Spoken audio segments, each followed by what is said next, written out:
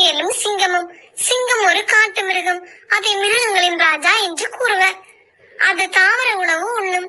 மான், மரை, முயல் போன்ற சாதுவான மிருகங்களை வேட்டையாடி அவற்றின் மாமிசத்தை விரும்பி உண்ணும். ஒரு காட்டில் வாழ்ந்து வந்த சிங்கம் ஒவ்வொரு நாளும் பல மிருகங்களை வேட்டையாடி தின்று வந்தது. இதனை கண்ட மற்ற மிருகங்கள் மிக்க பயத்துடன் வாழ்ந்து வந்தன. சிங்கம் இப்படி பல மிருகங்களை ஒவ்வொரு நாளும் கொல்வதால் தாம் வெகு சீக்கிரமே இறந்து விடுவோம் என எண்ணி அவையெல்லாம் ஒன்று கூடி ஆலோசனை செய்தது. சிங்கத்தை எதிர்த்து அவைகளால் போராட முடியாது என்பது அவைகளுக்கு நன்கு தெரியும். அதனால் அவை சிங்கத்திற்கு இரையாக தினம் ஒரு மிருகமாக போவதற்கு தீர்மானித்தன.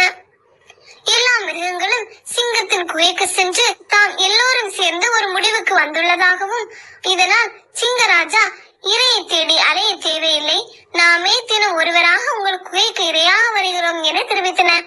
அத்துடன் நீங்கள் பல மிருகங்களை ஒரு நாளில் கொன்றால் நாங்கள் எல்லோரும் சீக்கிரமே இறந்து விடுவோம். பின்பு உங்களுக்கு உணவு கிடையாமல் நீங்களும் சீக்கிரமே இறந்து விடுவீர்கள் என்றனர். இதனை கேட்ட சிங்கராஜாவுக்கு மகிழ்ச்சி பொங்கியது. அன்றிலிருந்து ஒவ்வொரு மிருகம் சிங்கத்திற்கு இரையாக சென்றது. ஒரு நாள் ஒரு முயலின் முறை வந்தது.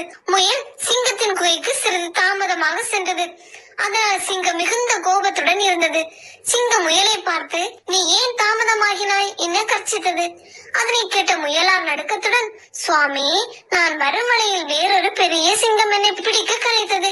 நான் பதுங்கி இருந்துவிட்டு இப்போதான் வரேன் என்றது.